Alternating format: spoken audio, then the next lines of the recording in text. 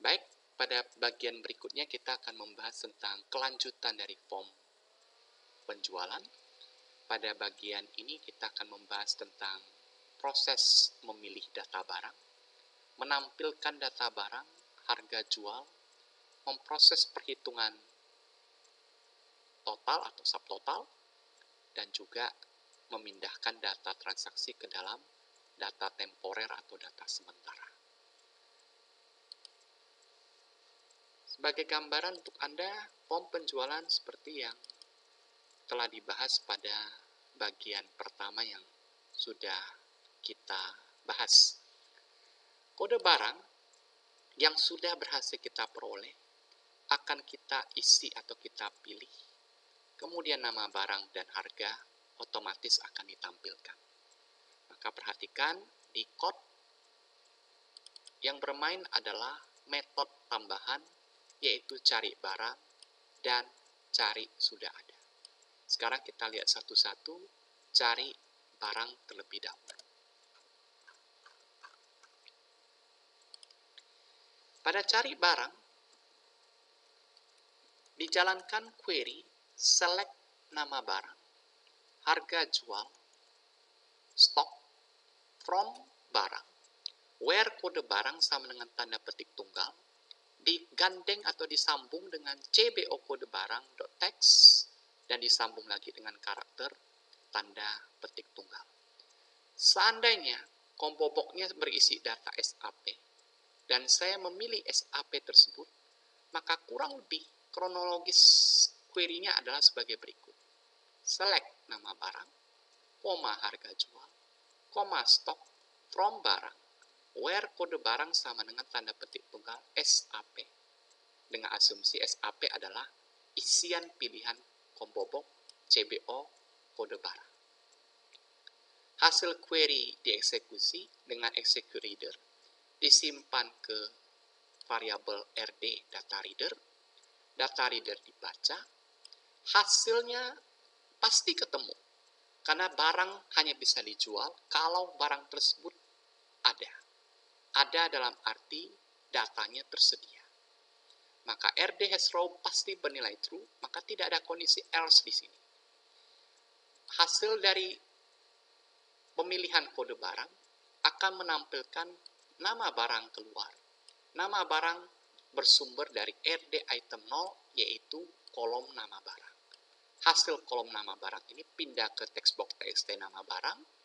Hasil dari harga jual, yaitu RD item 1, harusnya pindah ke text box harga, namun kena hilah terlebih dahulu function format untuk memindahkan atau mengubah struktur nilai menjadi struktur string. Struktur string menjadi RP, maka kenahi fungsi format di RD item 1, hasil text box akan menampilkan angka sekian rupiah dalam keadaan terformat. Untuk perhitungan dan pembandingan nanti, diam-diam lakukan penyimpanan di variabel NHRG jual dan NStock untuk item pertama dan item kedua, yaitu harga jual dan stok. Harga jual adalah item pertama, stok adalah item kedua. Ini item 0, ini item 1, ini item kedua.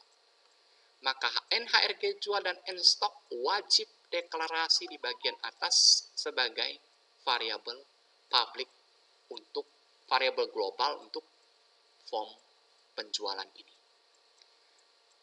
Hasil yang diperoleh dari eksekusi cari barang kurang lebih seperti demikian.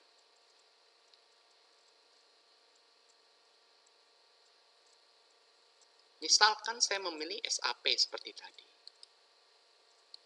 Maka query jalan, hasil query ini menghasilkan RDS row. RDS row-nya adalah TXT nama barang akan terisi sapu. TXT harga akan terisi Rp35.000. Tapi yang paling penting, diam-diam, NHRG jual dan NStock menyimpan nilai 35.000. Stoknya tergantung data, kalau tidak salah ada 100 atau 10, kita lihat saja. Sapu 100, 10 ternyata stoknya. Stok dari sapu 10. Maka yang tersimpan di sini adalah 10 untuk variabel N stoknya.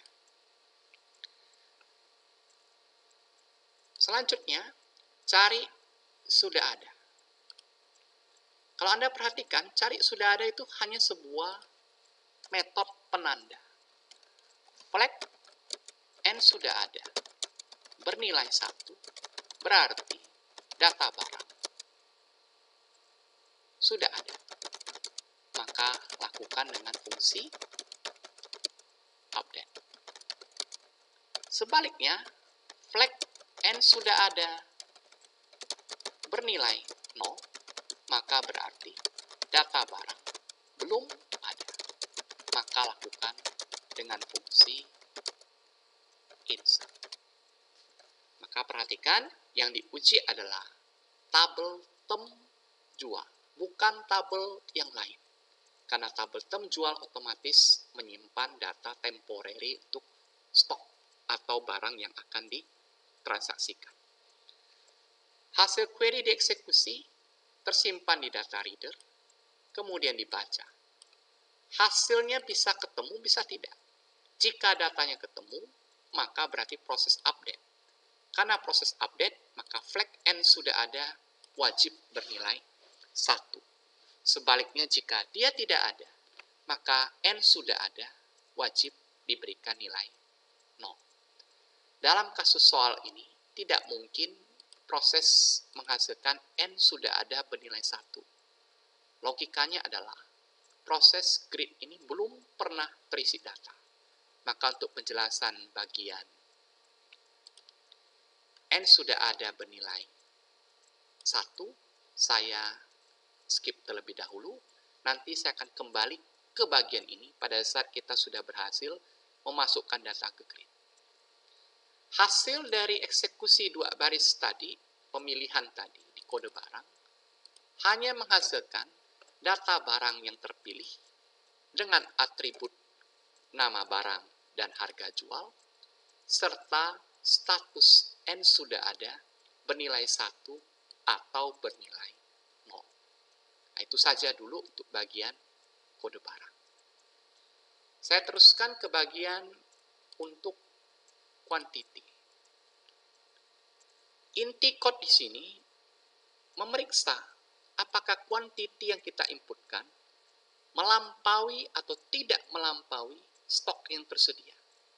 Jika ternyata quantity yang diinputkan lebih besar daripada N stok yang tersedia, N stok adalah variabel yang diam-diam menyimpan stok barang, maka munculkan message box stok kosong. Jika tidak, maka N jumlah variabel yang juga sifatnya tadi global, buatan, dia akan mengalihkan NHRG jual dengan nilai numeric up-down quantity, yaitu objek saat ini. Objek saat ini akan dikalikan dengan harga jual yang tersimpan tadi di NHRG jual, untuk kemudian dikembalikan ke variabel N jumlah. Sedangkan untuk tampilan, 2 variabel ini dikalikan biasa, tetapi dikenai fungsi format, sehingga tampilan text box jumlah seolah-olah mirip dengan N jumlah, tetapi berbeda tipe data. Text box jumlah bertipe string, dan N jumlah bertipe angka. Mari kita coba eksekusi. Hasil dari proses pemilihan tadi. Tadi kan 35.000. Coba saya pilih 1. Benar kan?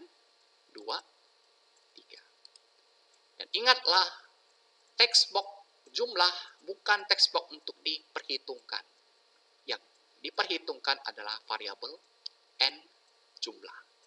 Tadi jumlahnya 10, sekarang saya masukkan 13. Maka muncullah stok kosong karena yang diinput melampaui stoknya 10. Maka dia kembali ke kondisi semula. Ini boleh dimodifikasi, misalnya N numeric up dan quantity-nya kembalikan ke angka 1 misalnya, sehingga tidak menjadi angka default 0. Terakhir untuk bagian kedua ini adalah proses memindahkan data ke dalam grid. Di buku atau modul saya memberikan dua buah metode lagi, yaitu masuk grid dan hitung total. Perhatikan di masuk grid.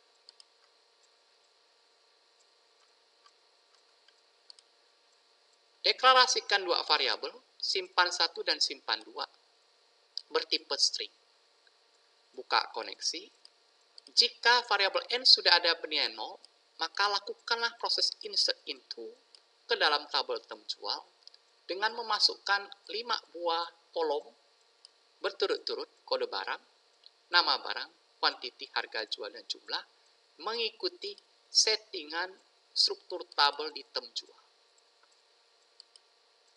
Kan sudah dibuat mengikuti struktur tabel di item jual ini. Berikutnya, 5 buah parameter berturut-turut digantikan diwakili oleh simbol tanda tanya, dan kelima parameter ini masukkan berturut-turut, urutannya jangan sampai terbalik, kode barang untuk kode barang, maka CBO kode barang, TXT nama barang untuk nama barang, numeric up dan quantity untuk quantity, NHRG jual untuk harga jual, dan N jumlah untuk jumlah. Ingat selalu, text box harga jual dan text box jumlah sudah bertipe string, sementara parameter keempat dan kelima ini bertipe angka. Maka bukan text box yang dikirimkan, tetapi variabel angkalah yang nanti dipindahkan ke dalam. Bagian ini saya skip karena N sudah ada, belum saya jelaskan yang bertipe nilai 1. Isi grid jual kembali, kemudian kosongkan isian kembali, dan N sudah ada, balikkan kembali ke angka 0. Sekarang mari kita eksekusi.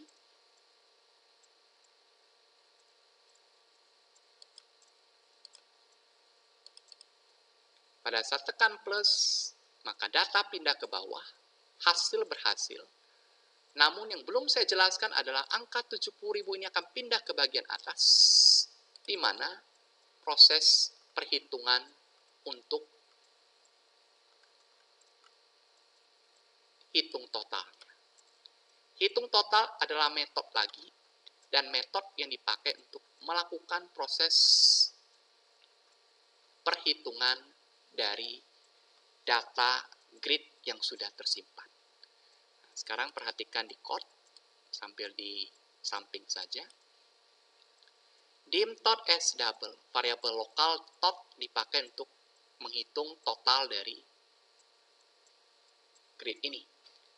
For i as integer sama dengan 0, to data grid view 1 rows count kurang 1. Perhatikan, berapa kolom yang ada di tabel ini? 1, 2, 3, 4, 5. Berapa baris yang ada di tabel ini? 1 dan 2. Maka, ada satu baris yang tidak bernilai, yaitu kolom bagian atas ini.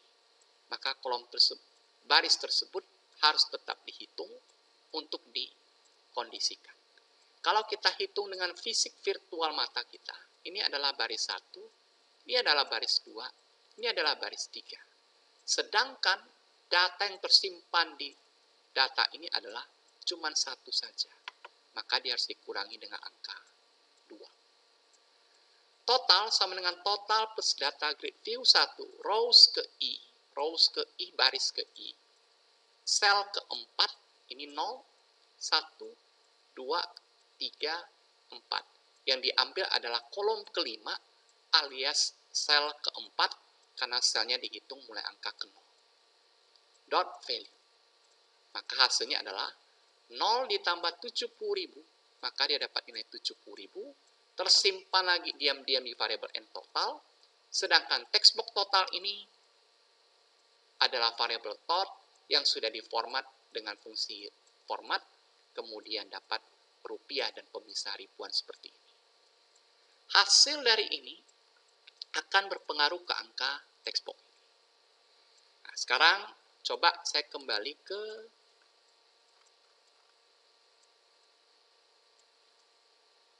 isian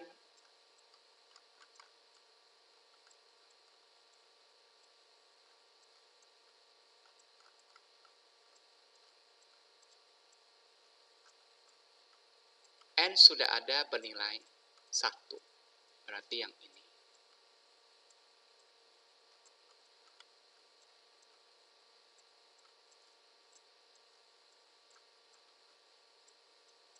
Nah, berarti yang ini. Sekarang saya memilih SAP kembali. Kemudian saya SAP sebenarnya sudah ada. Saya coba simulasikan untuk kasus yang ini. Diam-diam, if RD has row-nya bernilai true tidak? Jawabannya pasti true, karena ini sudah ada. Maka apa yang terjadi? Pada saat saya memilih satu misalnya, dan pada saat satu ini tertekan, pada saat saya melakukan plus, hasilnya adalah 1. Maka data tidak mengalami insert into, tetapi data mengalami update. Itulah maksud dari code di sini. Jadi contoh, saya masukkan SAP lagi. Saya masukkan 3. Nah, masukkan 2 kembali. Maka diam-diam angka 2 ini akan menggantikan 1, bukan menambahkan 1. Maka hasilnya seperti ini. Nah, sekarang di mana code yang bermain? Code yang bermain adalah simpan term bagian else di sini.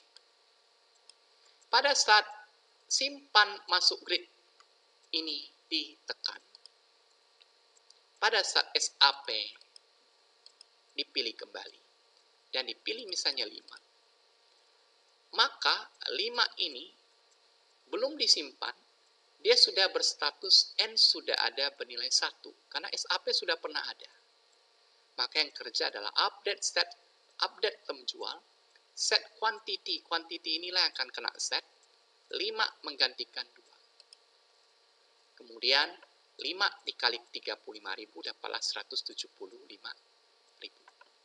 Lain cerita kalau saya melanjutkan ke yang lain, yang belum pernah ada misalnya. Berarti N sudah ada, tetap bernilai 0. Saya tekan plus, maka yang terjadi adalah data akan insert into, bukan update. Itulah bagian kedua, seperti yang juga sudah diilustrasikan di video pertama. Anda bekerja dengan sistem yang sama, sedikit-sedikit Anda kerjakan code-nya, pahami sambil diteruskan modifikasi. Hasilnya nanti masih ada satu step, satu bagian lagi di mana kita harus melakukan proses penyimpanan secara sesungguhnya. Penyimpanan data temporer ini berikut data transaksi masuk ke dalam tabel transaksi yang sesungguhnya. Baik, demikian untuk bagian kedua ini. Kita teruskan nanti di bagian